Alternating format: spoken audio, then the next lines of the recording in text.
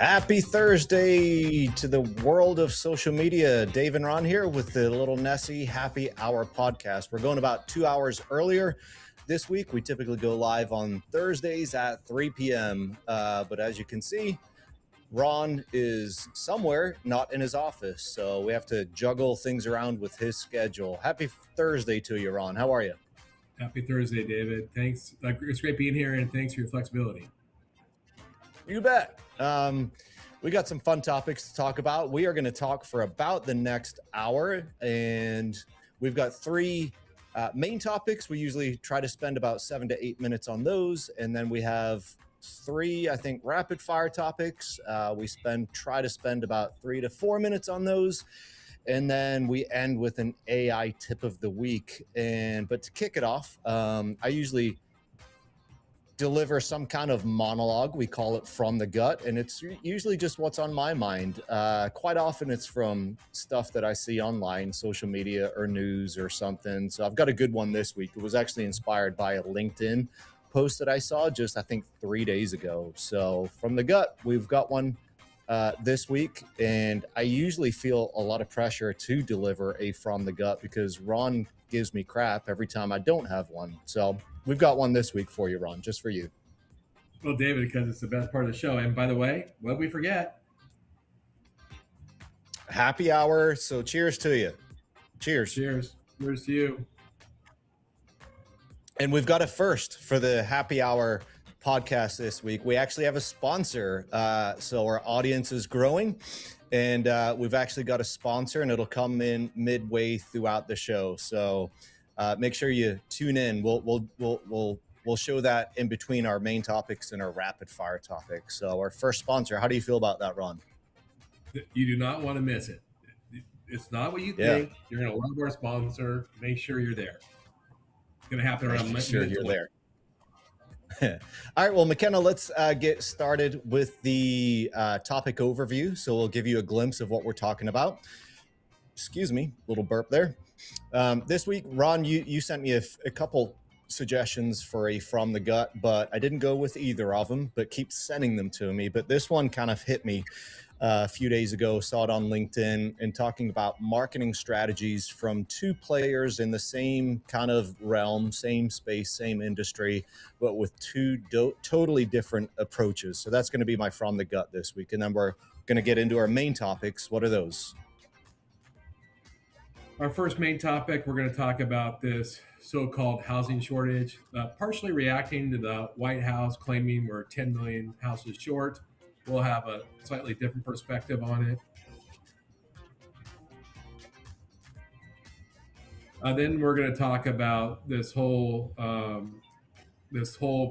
concept that consumers are stressed and they're bunkering in. We will dispel that myth.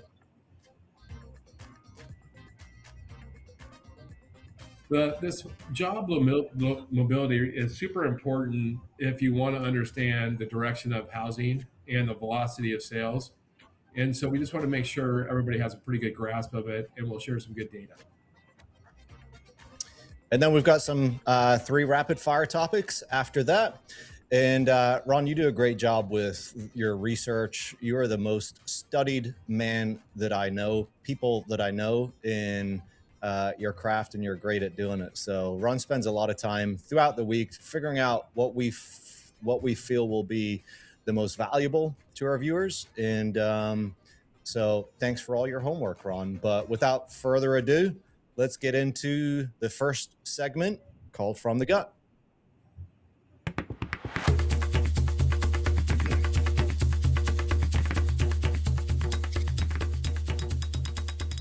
All right. So like I said, this week, I'm going to talk about, it was an article that I saw on LinkedIn just a few days ago. And honestly, it explains a lot about why most people struggle with marketing, especially on social media. This post, it was comparing two brands in the exact same category, Liquid Death and LaCroix. And before you say anything, I looked up the pronunciation, and it actually is LaCroix, not LaCroix. I think we've heard people kind of joke about that. Despite the French sounding version, it's an American brand created in Wisconsin, and the company itself officially confirmed that it's LaCroix. But the product, they live on the same shelf, essentially the same product, same general audience, but completely two different marketing approaches. LaCroix has about 500 subscribers on YouTube. Liquid Death, 55,000. So 500, 55,000. Liquid Death, if you're not familiar, they're edgy, almost obnoxious on purpose. Their marketing feels like entertainment. You see their videos, and it almost doesn't even feel like an ad. Even their can design, the can that you drink out of, their can design is over the top. And even the name itself, Liquid Death, sounds extreme. I thought it was a hard seltzer when I first heard of them, probably a couple years ago, 2-3 years ago. I thought it was a hard seltzer, but it's basically water in a can, just like LaCroix. Now, they have started to branch out a little bit, but sparkling water is how they got their start, and it's the core of their business. LaCroix is the opposite. Quiet, minimal, almost invisible. Really no personality pushed in your face, and yet both of them have built massive brands.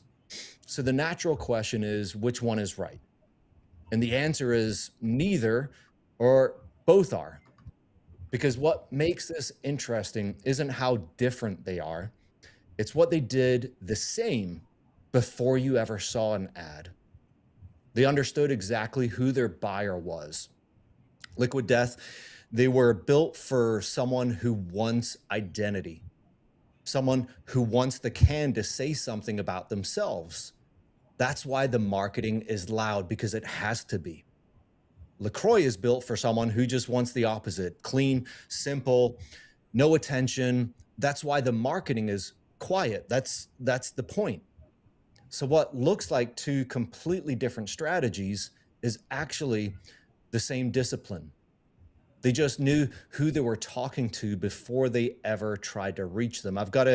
It's just over a minute, maybe 70 seconds. It's one of Liquid Death's ads. You can find it on YouTube. McKenna, go ahead and play that. I think I'll clean the gutters today and then file for divorce. Being an adult is boring. Until now. Whoa! Introducing Pop-Tarts Carnage Iced Tea from Liquid Death and Pop-Tarts. It's the lower sugar iced tea that tastes just like frosted strawberry Pop-Tarts. One sip and you'll regress right back to your childhood. Food fight! Toaster fight! What are you guys? Oh my!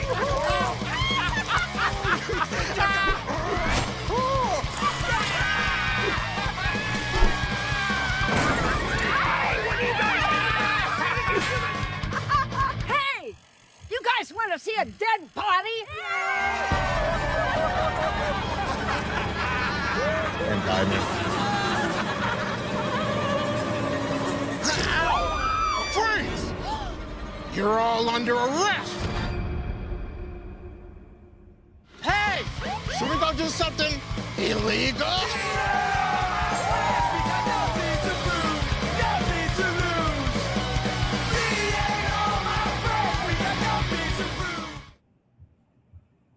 Ron, were you familiar with Liquid Death before now? No, and quite frankly, that looks disgusting. So that's one of their new products, iced tea. But it's mostly just seltzer water, flavored seltzer water. But you can see their outrageous, and Ron, I could see your face just kind of like, what in the world are we watching or looking at? But you can see their outrageous approach to branding. But here's where this hits a little closer to home for me. Because I've been in marketing for over 15 years now. And I can't tell you how many times someone has asked me, how do I go viral? And every time I hear that, I kind of pause for a second, because I know what they're really asking. They're asking how to replicate the output. McKenna, can you put Ron on mute for a second? I can hear myself talking back to me. So they're trying to replicate the output, without understanding the strategy behind it. They see a Liquid Death video or whoever, and they think the video is the strategy. They see someone in the mortgage space blowing up on Instagram or TikTok and think it's the format or the editing or the personality, but that's not it. That's just what you can see. That's the surface. And the mistake people make is they start copying what's visible without ever understanding what made it work in the first place. Because going viral isn't a strategy, it's an outcome. And most of the time, it's an unpredictable one. And you can't build a business around hoping something hits, but you can build a strategy around knowing exactly who you're trying to reach and what matters to them. Because when that's clear, everything else gets easier. What you say, how you say it, whether you should be on video or not, whether your content should be loud or quiet, all of that starts to fall into place. And this is where I think a lot of people in our industry get stuck. They think they need to act a certain way on social media because they saw someone else do it. They think they need to be more energetic, more entertaining, more like the people they see getting attention. And they're trying to, in some instances, copy Liquid Death without realizing they might actually be LaCroix, or maybe the other way around. And neither one is wrong as long as it matches the person you're trying to reach. Because the truth is, the content isn't the strategy. The content is just what shows up after the strategy is already clear. And if you skip that part, if you don't take the time to understand your audience or even yourself and your strengths, you end up doing what most people do. You just throw things out there, hoping something works, hoping something sticks. And sometimes it does, but most of the time, you're just amplifying a guess. And I think that's the part most people miss, because when you look at brands like Liquid Death and LaCroix, it's easy to focus on how different they are. But underneath, they started at the exact same place. They got clear on who they were talking to before they ever tried to get attention. And once you understand that, you stop chasing what works and you start building something that actually fits. Because at the end of the day, the question isn't whether your content is good or bad, it's whether it makes sense for the person you're trying to reach. Because if the strategy is right, the content usually works. And if the strategy is off, no amount of editing, or trends or going viral is going to save it. That's why some people can post something simple and it lands. And someone else can do everything right and it goes nowhere, because one is building from clarity and the other one is just guessing. So before you worry about what to post next or how to make something go viral, ask yourself one simple question. Am I building from a strategy, or am I just hoping something works? That's my From the Gut. Ron, your thoughts? Once again, you're from the gut. It's awesome. You're so good at this, David. We should just do 4 of those segments. Although I thought I was in the doghouse, I was on mute. Yeah, I could start, and hopefully I'm not sure if our audience will hear that, but I started to hear myself talking in my headphones. It was distracting. So, but yeah, but I can't believe you've never heard of Liquid Death before. I don't know when they were founded. I didn't look that up, but they've risen in their popularity dramatically, and their social media is just outrageous. What you saw is their typical post. I'd never seen that video, but Dave, I have heard of Liquid Death. I believe you covered it in your first From the Gut. Did I? I think so. In a different way, but that's where I've heard of it. Oh, okay. I don't remember that. I've got notes from all my From the Gut, so I'm going to go back and verify that and look at that. You can check. Not that I'm trying to prove a point. No, great job. All right. Yeah. All right. Thank you, sir. McKenna, let's get into our main topics. First of 3, we got an 8-minute countdown timer, and McKenna's going to yank us off the screen if we don't meet that 8-minute timer. I'm going to go super fast. And David, I'm going to frame this, and then I'm going to get right to the point like an arrow. and then I'll get comments from you and possibly McKenna. So the White House came out with a comment last week saying they think that we're 10 million houses short. And they used a very convoluted model to come up with that number. They simply said if builders built the same amount of houses every year that they were building at the rate in 2006, then we'd have 10 million more houses, and those houses would have been absorbed by the market. That's a very unique way to do it. And David, I've been arguing for some time that the models that we use to decide whether we have a housing shortage or not are totally wrong. And we talked about last week, we said housing formations are elastic, and the way these models are based, they're false. And so we have, whether you agree with the NBA or other organizations think it's 1.2, or if you go with NAR, it thinks it's 4.5, whatever one you pick, all the models are somewhat wrong. And so I want to prove my point here. Okay, if we built 10 million homes next year at a $5 million price point, would they sell?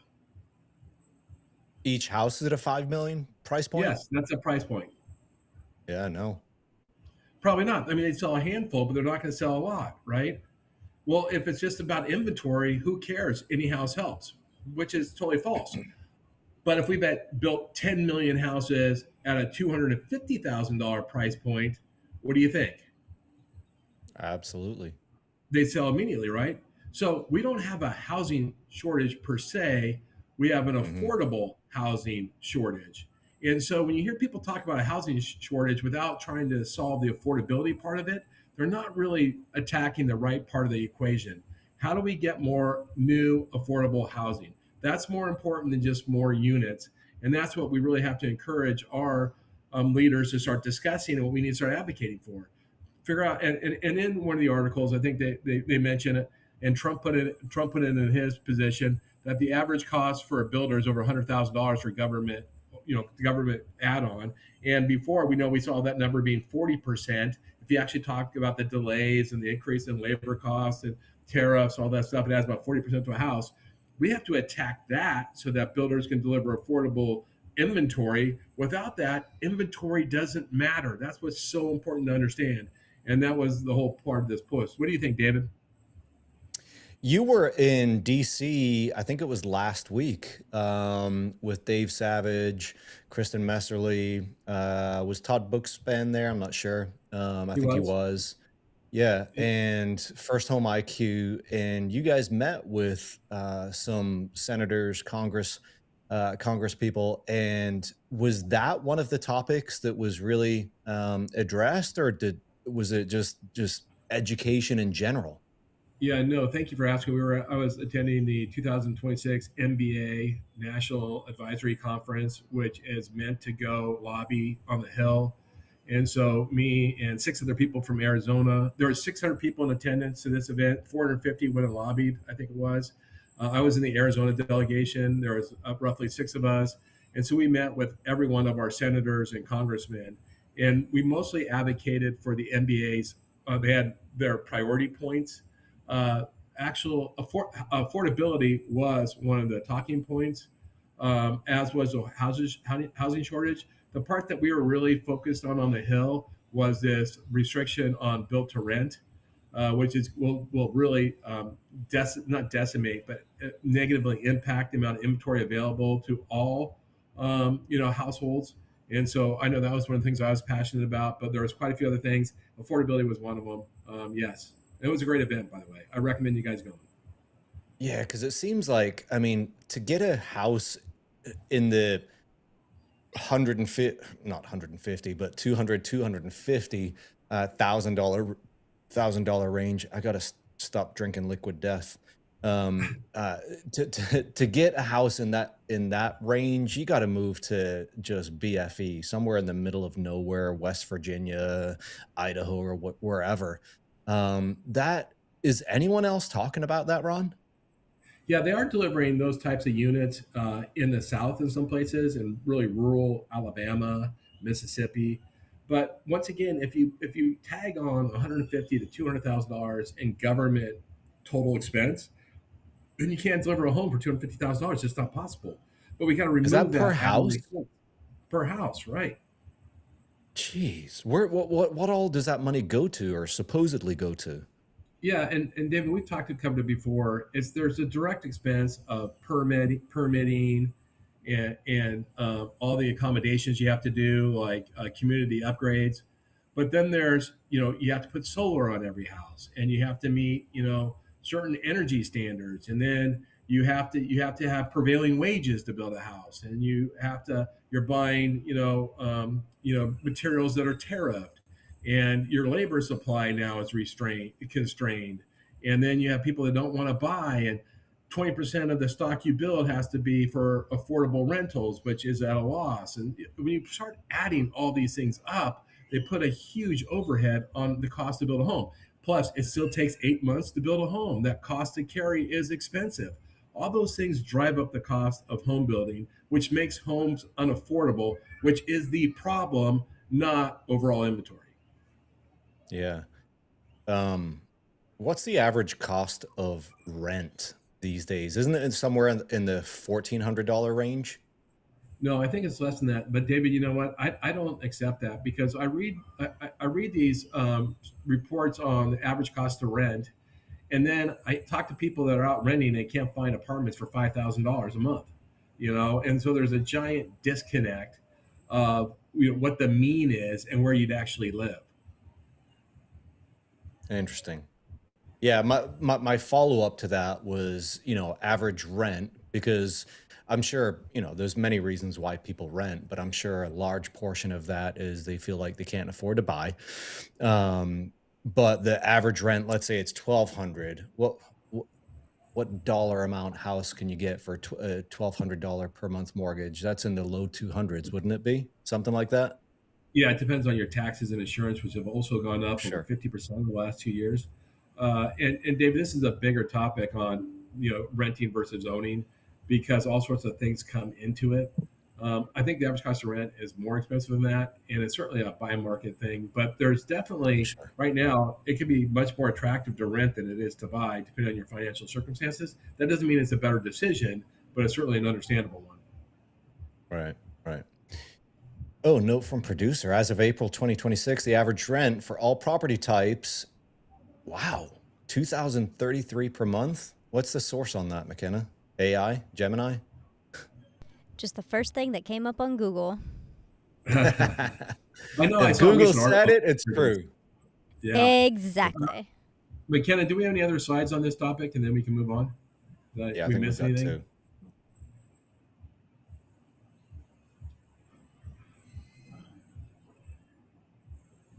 Privately So this owned right here housing. is, this is investor owned occupied. We can skip that. We already Okay. covered most of the stuff. What's the next one? We're good. I think we're good, David. Let's go to the next topic. Interesting Okay. topic. Yeah, topic number 2, and we made it just 28 seconds over. So lead the way, Ron. Yeah, so this is another really important thing, because the narrative we hear is that there's misery out there. It's horrible. Consumers aren't spending. They're unhappy. They are unhappy, by the way, and that's where you have to actually watch people's actions, not what they say. Like if I surveyed you, David, how do you feel about the economy? How do you feel about your job? How do you feel about the future? You're like, oh, it's miserable. It's bad. It's never been this bad. But then if I watch your spending habits, and it's at record highs, which it is in every single category. We were prepping for this. We might have had 30 slides that showed that American consumer spending is out of control. Hotels, theaters, travel, all of it, record every month, record every month, record every month. And people are so freaking out, they want to be spending like drunken sailors. And so we have a couple slides that hit this point. This is the first one. I love this one. So the argument is, oh my God, debt is out of control. Credit card debt, it's at 1.2 trillion. Oh my God, the earth is falling. Well, if you look at debt to assets, we've never had a higher ratio of assets to debt. And by the way, I'm not going to get on a rant, because I know I've ranted about credit card debt a million times, how bogus that statistic is. But if you just compare what our debts are to what our assets are, that's why people are spending like drunken sailors. They have unbelievable amounts of money. That's where they're spending, regardless of inflation, regardless of cost of gas, regardless of anything. They're richer than they've ever been in their whole life. So let's go to the next slide. We're going to keep debunking myths here. Here's something else. There's almost $8 trillion in money market funds. Money market is cash, essentially. There's $8 trillion in cash with nowhere to go, nothing to do. Now, we're not talking about home equity. We're not talking about equity in the stock market. We're talking about cash with no purpose right now. It's unbelievable, right? That is one of the strongest signs of what the strength of a consumer is what kind of disposable cash they actually have. All right, let's go to the next slide. Where's that cash sitting, Ron? It's in money markets. It's like, so a money market is essentially, the easiest way to explain it is a little higher interest savings account. Now it's not managed the same way with savings, but it's essentially a liquid account where you want a higher yield, right? So it's not That's all it is. stocks or bonds, right? It's not stocks or bonds. What happens in a money market is the whole basket of investments, but the fact is it's totally liquid to you. So whatever the money market fund does to get the yield, you don't care because it's completely liquid, right? There's no restrictions. It's super easy to get in and out of type thing. But here's the next thing. This right here will shock you. And by the way, we're going to wrap this up on why all this matters, because just this data doesn't matter on its own. But another narrative, the rich keep getting richer and the poor keep getting poorer. Oh my, oh boy, oh my, it's so bad, right? So in the last 5 years, the poor have gained more assets than the middle class or the rich. Now, that doesn't mean there isn't a disparity. I'm not saying that. But the poor's wealth has increased, 131% in the last 5 years, while the rich's wealth has only increased by 57% and middle class by 67%. That's not to say that Elon Musk doesn't have more money than me. I'm not suggesting that. But the narrative is just, the poor get poorer. And by the way, last week we talked about the definition of poor in America, which is like, 3 cars, five bedroom, house is the definition of poor in America. But it's just the narrative is false. And here's why it matters. Today's home buyers are paralyzed. They're paralyzed with all these headlines, all these narratives, this what I call false narrative, and it's preventing them from making good decisions. But yet they're still consuming, they're still spending, they have more wealth than ever. We have to pierce through the narrative to help them make better decisions about creating wealth in the future. Last week, we debunked completely the narrative that my parents had it easier, my grandparents had it easier. We've done that topic twice. No, your parents or grandparents actually had it far worse, far more difficult to buy a home. They just persevered because it was a value for them to do. It's all these narratives that are preventing really good decision making, which is why we point out, no, the average American citizen is not poor. They're not 100% distressed. They're wealthier than ever, and they're out buying. And if you buy the narrative that nobody's buying, you're simply going to be left on the side of the road and not benefiting on this really powerful wealth. Dave, what are your thoughts? So I've got a couple thoughts, and I don't disagree with you, but you're way more knowledgeable on all the different aspects that go into this.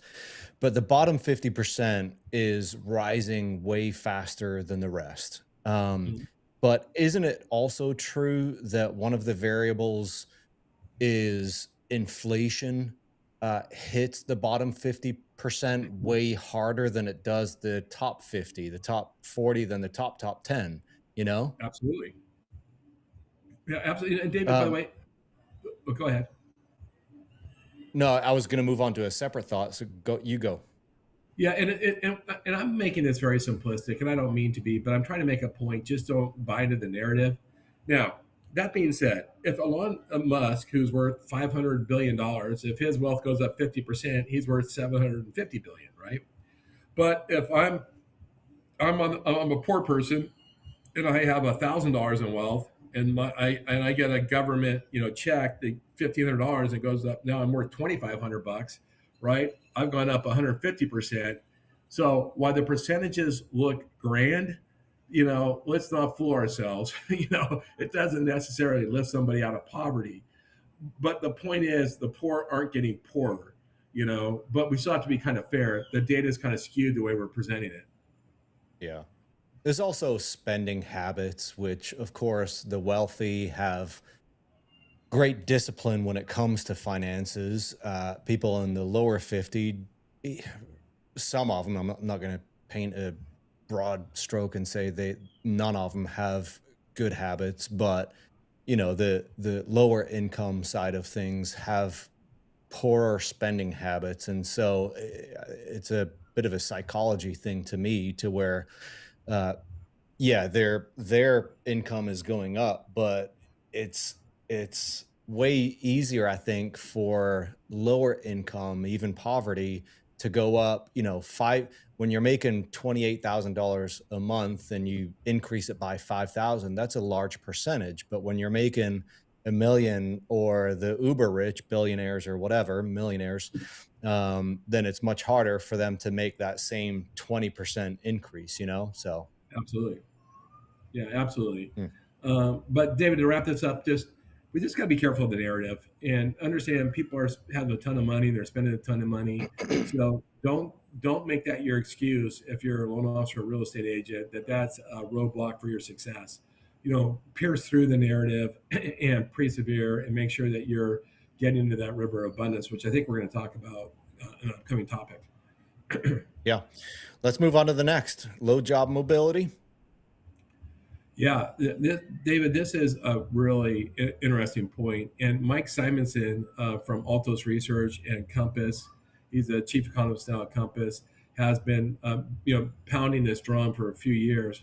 That probably the most important signal for housing velocity is job mobility, and that is people changing jobs are a giant driver of home purchases, and that's one of the things that really drove home purchases during the pandemic, is there was so much job mobility. Matter of fact, it was record amounts in 2020, 2021, and that drove purchase activity.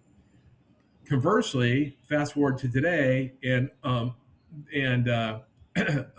job mobility, only 9.7% of the working population is changing jobs any one year, and that's the lowest it's been in decades. Historically, it's around 20%. And so this part of the market is highly depressed. And we're not talking a small part. We're talking usually 20% of the labor market changes jobs. A lot of that translates into home purchases. When you drop that down to 9.7, that is a seismic shift, which is one of the things that is depressing housing activity right now. And so if you're in mortgage or real estate, this is one of those things you want to pay attention to and understand when you talk about market dynamics. Right. And so you want to know. And so we kind of want to look at how do people feel about their job. Now, we did I don't remember what study, but I know, David, you and I parsed through a recent study. It was a SCE. The Federal Reserve of Chicago SCE report. Let's go back. Hold on, McKenna. A study that showed it had all these different results on what current workers think. And we originally teed up like 17 slides, and we boiled it down to 3 that we think are most pertinent. But it will give you kind of insights on what is the labor force's perspective on job growth and job moving. I can tell you generally, workers are unhappy with their pay. They're very unhappy with their with the likelihood of promotion or having opportunities at their company. They're fairly satisfied with their benefits. They don't think that their employers care about them. They're disenfranchised and they're generally unhappy, essentially. But their wages, by the way, have been increasing faster than inflation for the last 4 years, which is super positive. But they're still not that happy. Now let's look at some of the other data that we cultivated for you guys. We should ask McKenna about her low job mobility and her satisfaction at her job. Let's not ask her that.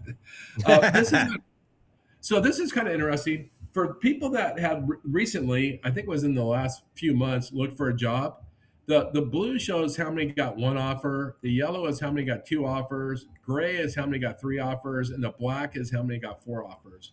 And to me, that shows still like a fairly healthy, labor market. You can still go out. If you go and look for a job, you're going to get 1 or 2, 3 or 4 offers, which I thought was kind of interesting.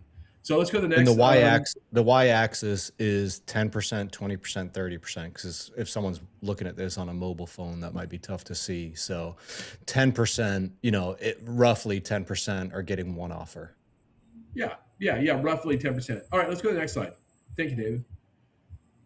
This one is interesting because this is what we're showing. You can see that wage satisfaction is dropping. Now you go, gosh, it peaked at say 62% if I'm reading that right, and now it's down to 55%. Well, that's actually meaningful. That's not meaningful. So people are unhappy with how much you're earning.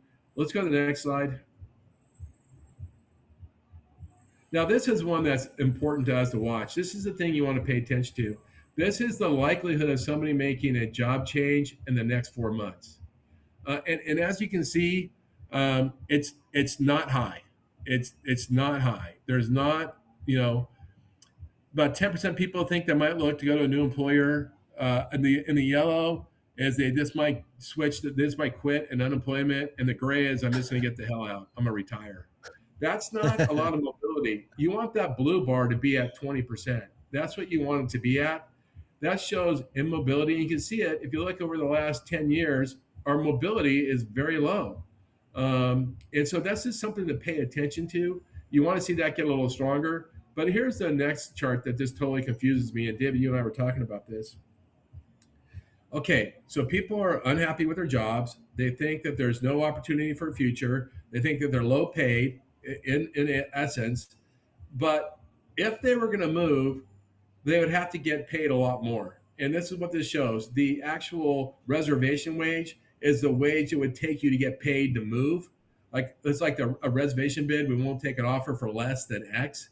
The reservation number right now is the highest it's ever been. And I believe this is inflation adjusted, the highest it's ever been, which makes no sense. If you're not happy, you don't take an opportunity for advancement, you're not happy with your wage, then why would it take you a 20% wage increase to move? Like, I'm not 100% understanding this. That's just where sometimes it's, you look at these surveys and customer sentiment, and you got to kind of parse a little bit and try to understand what the heck is going on. And so this is one of those confounding parts of the data. David, what's your thoughts? And let's ask McKenna about her thoughts and her own job satisfaction. I don't think I have any thoughts that's really going to add much value to this one, Ron. All right, McKenna, let's talk about you. How's your job mobility, wage satisfaction? I am very satisfied with my job and with my wages, and everything is good on my end. What a great employee, huh? I can tell you have unlimited opportunity.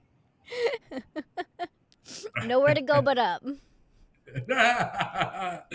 you are skyrocketing, so that's great. No, I'm having a hard time understanding why people waiting for the best opportunity that they can find. I'm having a hard time understanding why that's a bad thing.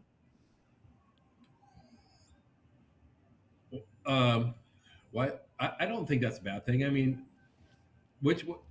in the way that I'm understanding what you're saying, and maybe I'm not understanding it correctly, but you're talking about how people are wanting to wait for a 20% increase on their wages before they change jobs.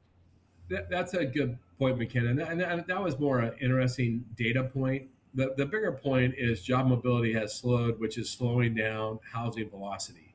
Mm-hmm. And then we're just looking at some of the components behind what's slowing down the job mobility. One of it is expectation of new wages. I'm not saying that's a bad thing. Okay. I'm just saying it's just one more thing, an ingredient that goes into the stew to understand job mobility. Mm-hmm. Okay, that makes more sense then. Also understand our audience is majority is in the housing, mortgage, real estate world. So it's kind of bad for them, but not necessarily bad for the individual. Yeah, because the way that I understood it to be framed is like a get a load of this guy who's wanting 20% increase on wages, and I'm like, that doesn't sound that bad to me. No, that's a premium for risk. There's so much fear out there with AI and jobs being eliminated, that if I stay with my company, at least I think I know what I'm going to get. And if I go to a new company, I'm going to be uncertain about my future, and I'll be the lowest man on the totem pole, Yeah. the lowest seniority. And so my job might be at risk in the future. So the premium to make me move is that 20% is the premium to pay for that risk. Is a way to look at it. Okay. That's kind of how I was seeing it. Okay. I was just understanding poorly. That makes more sense. Perfect. David, it's time to get to our first sponsor. A word from our sponsor, Ron? It's time. Everybody. All right. Buckle So up. this is our we've been doing this podcast now for I don't know how long. Has it been 6 months, 9 months? I don't even know, but our first sponsor. So let's do it. So McKenna's going to bring up a graphic. Our first sponsor. Do you ever find yourself refreshing your email and instantly regretting it? Does a simple question like, can you just match this rate, trigger feelings? Have you ever typed out a response, deleted it, retyped it, and somehow made it worse? Introducing Calmrate, the first ever solution designed to help loan officers manage market-induced emotional volatility. With Calmrate, you may experience fewer deep sighs after reading emails, a reduced urge to explain the entire mortgage process in one paragraph, the ability to respond with happy to walk you through that instead of something else, and a surprising sense of composure during rate conversations. Calmrate works by helping you pause, reset, and remember that not every client understands what you understand. In recent observations, loan officers using Calmrate reported less frustration with repeat questions, improved conversations with referral partners, and fewer drafts sitting in their unsent folder titled final_V3. But wait, Calmrate may cause side effects, including patience, professionalism, and an unusual ability to let things go. Some users have reported responding calmly to, I saw something online, without immediately opening 14 tabs to prove a point. Others have experienced a noticeable drop in eye twitching during pricing calls. Do not take Calmrate if you enjoy arguing with internet headlines, reacting emotionally to every rate update, or sending emails that begin with, per my last message. Consult your mindset if your frustration lasts longer than one market cycle. Calmrate, because not every conversation needs to feel like a negotiation. Stay calm, stay clear, stay in control with Calmrate. And that's a word from our first sponsor. David, that was beautiful. I just got a couple questions. First, does it solve my drinking problem? No, it doesn't. That's it. That we've actually got a sponsor next week for that one. Well, thank God. And then second, I know it's available at our company store. Is it also available online at Amazon? Calmrate? Yes, indeed. Fantastic. And do we have a discount code for those people that want to buy it through our company store? Yes, go to calmrate.com and enter the code Little Nessie. Stay calm. Perfect. Thank you, David. And thank you for our first sponsor. I hope everybody appreciates the value we're bringing you, trying to solve the many challenges that you face. David, let's move. That was great. Let's move to rapid fire. And let's go rapid fire. Find the river, swim with the current. What in the world are we talking about here? Yeah, I love this topic. And let's just go to the first visual. And it had to do with last week when I was at that MBA conference. I stayed over for a day. I went to the Modern Mortgage Summit hosted by Dave Savage, Todd Bookspan, and Jeremy Forcier. It's their seventh one. I think it's the fourth one I've attended. It's the first one they did in DC. But here you have a list. I think it's 16 speakers. And I was talking to somebody about why they should attend the event, or why they should attend the virtual event, or why they should subscribe to the Vault, which I think is $100, by the way. You get access to all 7 years of material. And I put it this way, David, is that the people that were featured at the Modern Mortgage Summit, these 16 people, is they found the river of abundance, right there. And this was my brother first time when I got into business. He goes, there's a river of abundance that's running right by us all, everybody, no matter what business you're in. And you have a choice. You can jump into the river and you can participate in the abundance. But once you're in the river, you have another choice. You can struggle and swim upstream, or you can swim downstream and harvest as much abundance as possible. So what happens a lot of times, loan officers, they jump into this river of abundance, but then they swim upstream. And they wonder, why don't I have all the same results of those people say at the Modern Mortgage Summit? And the answer is simple, is you're swimming upstream, right? And what we're really finding, David, and I did a LinkedIn, I published a LinkedIn article on this last week, which I think we're going to put a link to in our notes someplace. But what's happening is loan officers that have aged in the industry, that have always done what they've done, it's always worked, and now they're totally confounded because it's not working. And what's happening is that the current has changed, and what they haven't recognized is they're now swimming upstream against the current versus with the current. And so what they need to figure out is how to reposition themselves to surf down the current in with the power of the abundance and how to harvest it. And it's not that hard. And watching things like Modern Mortgage Summit helps you kind of reposition yourself to figure out which way the current is going and figure out maybe what you need to do, which is the whole point of the article I posted and this topic. David, what do you think? I'm just curious about how beneficial events like Modern Mortgage Summit, you're going to the gathering, is that next week? Yeah, next week. I think it is. Yeah. What from your perspective, what are the top 3 to 5 events that a loan officer would get the most out of? Yeah, the gathering isn't an event for loan officers. It's an event for Right. C-suite and leaders. But I definitely think anywhere that changes your perspective, because you know what happens, David? We seem to we organize with people that think like us, and so we gather around the water cooler with people that think like us. And so if woe is me is my attitude, I'm gonna go find woe is me people. We're gonna hang out at the water cooler and we're gonna compare notes about how bad it is and what's not working. If that's what you find yourself doing, go hang out with somebody else. And the easiest way to go do that is watching podcasts, is to go into conferences. I mean, I think with the 16 speakers, I think 13 of them were originators. Some were newer, a lot of them were newer originators. I think the lowest volume originator was $75 million. Had only been in the business like 2 years. The highest volume originator there did 600 transactions last year. There's plenty of people doing 50 transactions a year presently. It changes your understanding of what's possible. Like you're clinging to it's impossible, it's so hard, and then the next guy is just cranking it out. You're like, well, maybe I'm doing the math wrong. And so that mindset shift is critical. So whether you're going to Sales Mastery or whether you're going to the Mastermind Summit in Las Vegas or you're going to Modern Mortgage Summit, they're all good in that if you're committed to getting out of it what you should. That's something I admire about you, Ron. You've always been very disciplined with attending these conferences, events, and not 100% of them are worthwhile. I'm sure you've been to a few that have been kind of, but I would say that's one of my weaknesses is I haven't pushed myself to go to more of these. I'm a little bit of a,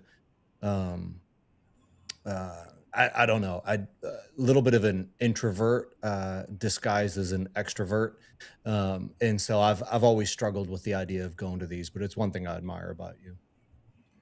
Thank you, David. I'm an introvert disguised as an introvert, and I'm not the best at marketing these events. I just remember there's 2 things for me, David. I remember when the market turned in 2018, and people remember it turned pretty severely.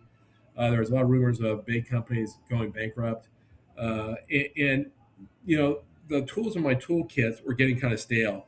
I was regurgitating my Duncanite stuff, my Todd Duncan stuff from the 90s. Not that it wasn't good, but I was getting kind of tired and I hadn't refreshed my playbook. And so what I was preaching to the loan officers I led, I just wasn't a valuable resource to help them in that market. And it's because I wasn't learning enough, sharpening my saw, being a good instrument to help them. And so I really, then not that I was bad, but pledged to continuously learn, continuously, consume ideas that can help others. And that's why I've always been committed to going. The second thing is, David, I'm deathly afraid of getting old and getting, irrelevant. And by constantly studying and going to events and seeing things, not only does it keeps me younger, but it also keeps me relevant, which is why I do it. And that's true no matter what your age is. But anyway, that's Yeah. why I do it. Yeah. Possibly not staying much younger with the amount of happy hours that you attend when you go to those events. But let's move on to the second. Go ahead. I'm not very social at those events. That's my weakness. I got to network better. I disagree with. I'm the only person that goes there for the content. I'm like, shh, I'm trying to get something here. Everybody else is networking. Waiting for happy hour. I don't know. I've been to a couple happy hours with you, and you're pretty awesome.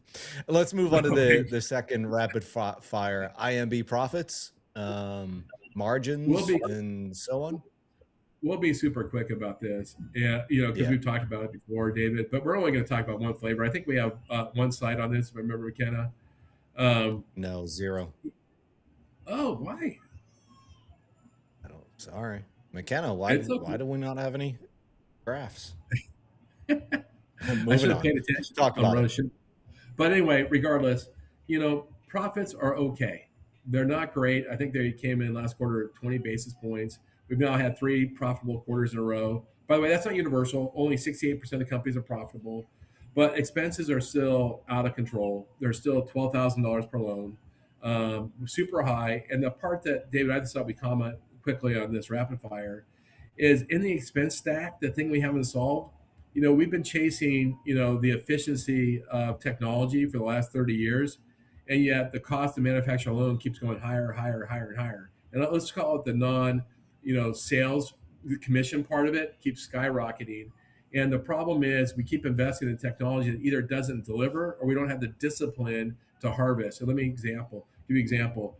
A lot of companies that I consult, they buy these automated underwriting systems, but then they don't let go any of their underwriters. Well, then what was the gain? Why did you do it? If you're going to spend $1 million on a system and $100,000 a month, but you're not cutting the related human costs, then why make that investment? And so that's part of the thing that's driving that expense stack higher. Because you know what? If I own a company or I'm leading a company, I love all my underwriters. And no, I don't want to go, hey, I'm going to use technology and get rid of half of you because I don't care about you. I'm like, I'm going to use technology to improve my customers' experience, but I love you people. You get to stay on because maybe someday we'll do a lot more business and I'll be able to have the capacity to flex or whatever my choice is. Even if okay, you're not an underwriter now you're quality control. I didn't gain the efficiency or I didn't gain the expense cut on that I was expecting because I just simply don't have discipline to make the hard choices. And I understand those are human choices, but that's the part of the whole, revenue profit equation that the industry has not faced or fixed yet. David, what is your thought on that? I think any good-hearted owner, CEO goes into that territory with the intent of thinking that this is going to open up bandwidth with our company, right? So I think they, I've worked for a handful of owner/CEOs, and that's always been their intent. They're like, this is going to open us up and we're going to be able to do more. But then you bring on this AUS. Yeah, that's good. Right? Yeah. They bring on this AUS or whatever technology, whatever robot, whatever AI, and the increase just didn't come. So I think, to the people that I've worked with, at least, they've always gone into that scenario with the right perspective, with a good heart. But yeah, then the bandwidth or the increase didn't come, and so then they're forced with that decision. And most of the guys I've worked for, they're good people, and they're like, you know what? Let's just hold on for another 12 months, 18 months, whatever, because I don't want to fire these people that have been so dedicated and so talented. So yeah, that's what I see. Well, David, too, think about it from a marketing perspective. Let's say you're in charge of a marketing company for the largest mortgage company. And, let's say I'm the owner. I'm going, hey, David, let's use all these new AI marketing tools to replace a lot of the base labor that your department does. let's say that technology is going to replace 50% of what your department did. And so I'd go, David, let's get rid of half your staff then. And you would argue, I bet, no, we can redeploy those people to do so much more. Like we could raise so much higher now, right? That's what you would argue. And so we wouldn't necessarily have the cost savings I expect when I made the investment in the technology. Perfectly understandable. I'm not criticizing anybody. I'm just saying until when you invest in something to try to improve the cost, if you're not willing to actually make the related cuts, then you really got to double check what your intent is. That's all my only point. Yeah. All right, let's move on to our last and final rapid fire topic, and we're talking about who owns the borrower. Yeah, this will be a quick one, David. And we're highlighting, I think this was an article by Mike Seminary, and I think it might have been too with a podcast with Garth Graham and one other person on it. And the argument, and this is becoming a growing argument, who owns the customer? And, does the servicer own the customer? Does the loan officer that originated the loan?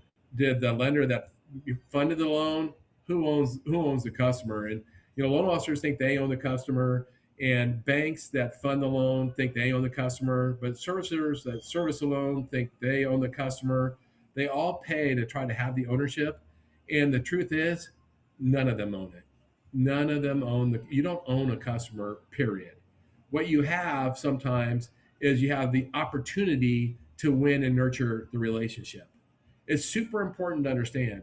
If you're a loan officer, just because you did somebody's loan, you don't own that customer. But do you earn the right to try to foster the relationship, build a relationship? Yes. If you're the lender that funded the loan, your company is the one that actually provided the loan. As a company, do you have the opportunity to try to foster and build a relationship? Yes. Now, you have less of an opportunity than the loan officer, but you have an opportunity. If you're the servicer then and you're servicing the loan, you actually have the most contact with the borrower. Do you own the customer? No. But do you have the inside track to own the relationship or the opportunity relationship? Probably. And so that was what this whole article was about.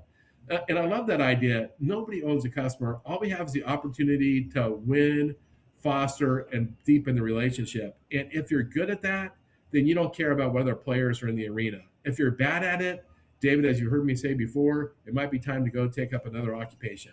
I'm going to quit picking on school teachers. But anyway, that's for this topic. How does that strike you, David? I don't disagree with anything you said, but there's a difference between the mentality versus the legal perspective of it, and who owns that customer on paper. You've got the non-compete, or not non-compete, but you've got some contracts and some legal stuff in there of who's allowed to market to this customer. So yeah, you've got the who's earned their business and so on, but then you've got what's on this 100-page document that I signed as a loan officer and say I won't market to this person. So you've got real life challenges there of how you can actually continue that life cycle of that customer, which is pretty, can be pretty detrimental to a loan officer's pipeline, where they can't pick up a phone and call them or email them or solicit and so on. So you've got the real world, but then you've got the kind of other side of it where, you know what I'm saying, right? Yeah, David, it is a slippery slope. You have covenants at each stage of what's right and what's wrong. You have legal obligations. Now, as it goes to a loan officer and their company versus their company or servicer, what you can't use is company information, company data, company processes if you don't work for the company to solicit a customer. But David, let's say I closed your loan in 2023 and I left my company. I don't know a company in the world that can stop me from calling you. Now, I mean, there's none that can stop me from calling you. There's none that can stop me from building a relationship that I know of. However, if I transfer all your information, your file before I leave, well, I just sold company information and I'm harming my company. You know what I mean? Now, that being said, where it gets really messy is if somebody's under contract and not closed. Because if you're under contract, I was just talking to a lender. I was talking to a leader at a company, and they had recruited a top loan officer, or they lost their top loan officer, and they're really mad about the way they left. And so they called the company that took them and said, "Hey, look, this loan officer that just left just stole 20 of our loans. They were in process, they're under contract, and now they're under contract with you." By the way, the best solution in that scenario, the very best solution, is the company that acquired the loan officer should just pay the profits back to the company that lost the loan officer, lost those loans. Like, all y'all oxen free. We're not trying to steal from you. We know you own those. It was a mistake, or the customers demanded it, but we understand that that was your loan. Like, that's the easiest thing. When they don't do that, that's when you get into a lawsuit. And I know this sounds foreign to everybody, but under contract, now the customer has the freedom to choose who they want to go with, but how they make that choice matters. And you also have to remember, if you leave a company, I'm going on a rant here for some reason, or going on a tangent.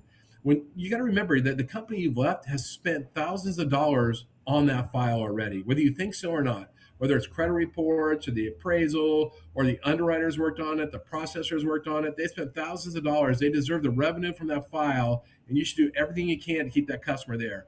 And if you take the customer, then you should compensate the company for doing so. It's the right thing, and that's the way to keep the relationship healthy. Like, who cares? If you're a top producer, what do you care about those 1, 2, 3, 4, 5 loans? You want the relationship. Anyway, David, that just came up. It's interesting.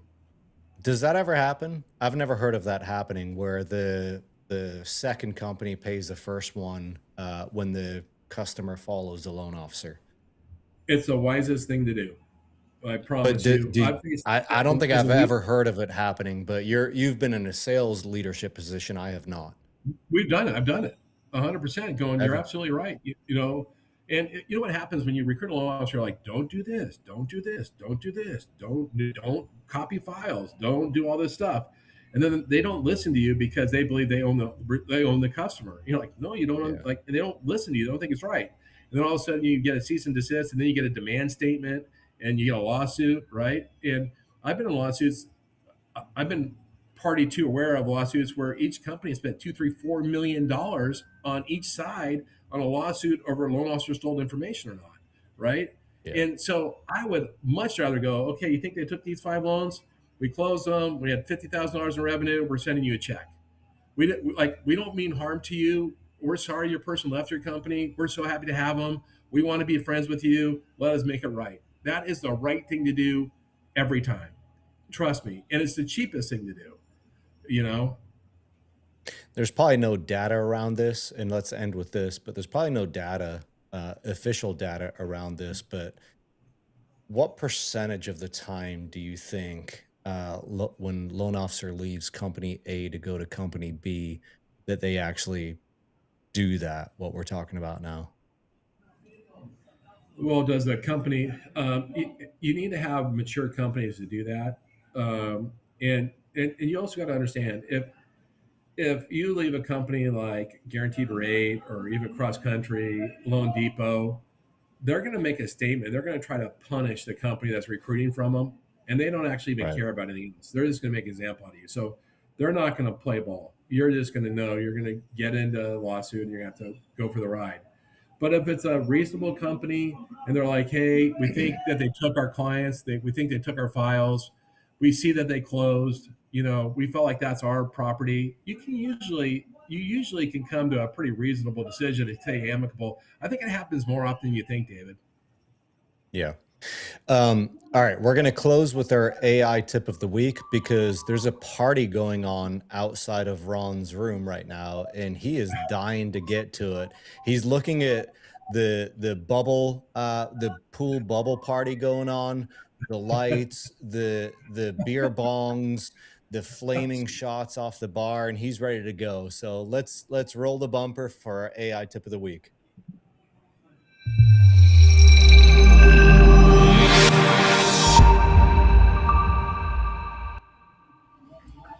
David, before we get the AI tip of the week, let me give you a pop quiz.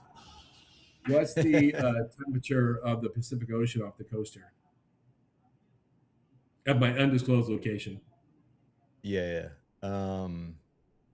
Temperature of the ocean. I'm going to say it's 61 degrees. 82 degrees. Are you serious? That's unusual, right?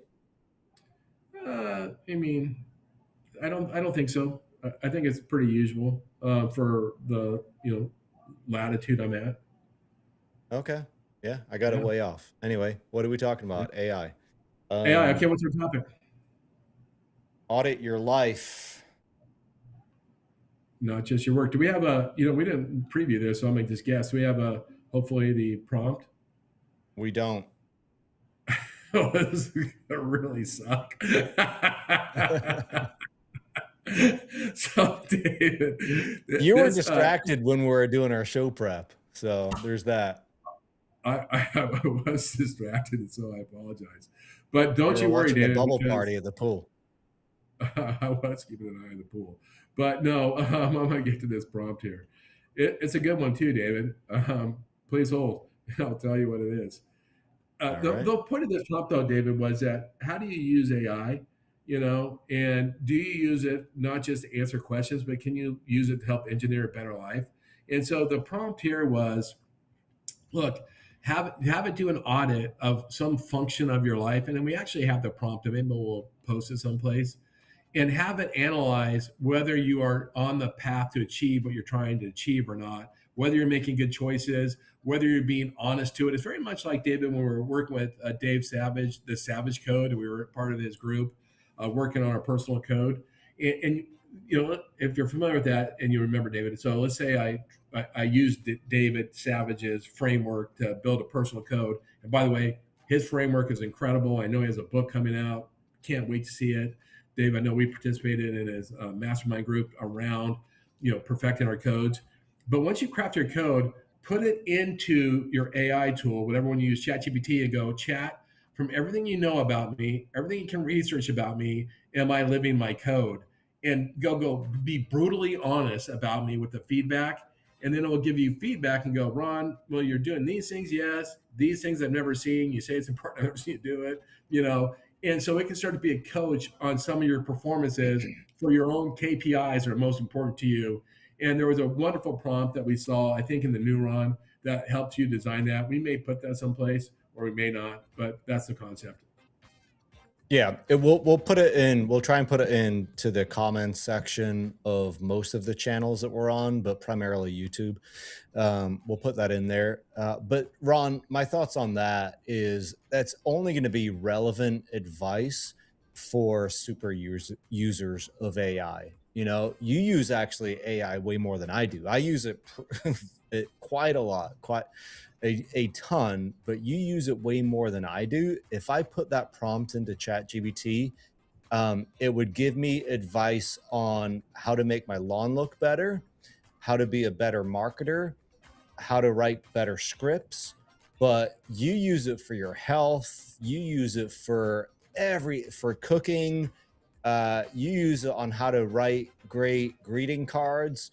And stuff like that. Just kidding. But you use it for way more stuff than I do. And so I think that advice is great, but it's only going to be applicable to the super users, right? I don't. The only part of being a super user is that it knows you better. But you can always show it how to discover you. You can give it your social media links. You can give it whatever you think your critical presentations are. It doesn't matter. Whatever is your key core concepts, you can give it and go to these align with what I tell you my code is. So you can still use it. You don't have to be a super user at all, I don't think. Yeah. Well, with that, it's been almost an hour and 10 minutes. Ron, you're ready to go to the bubble party at the pool. So I'm going to send you off with a little Nessie cheers. That was fun. Enjoyed it. McKenna, cheers to you with your banquet beer. We'll see you next week. Thanks for joining us. Thank you, everybody.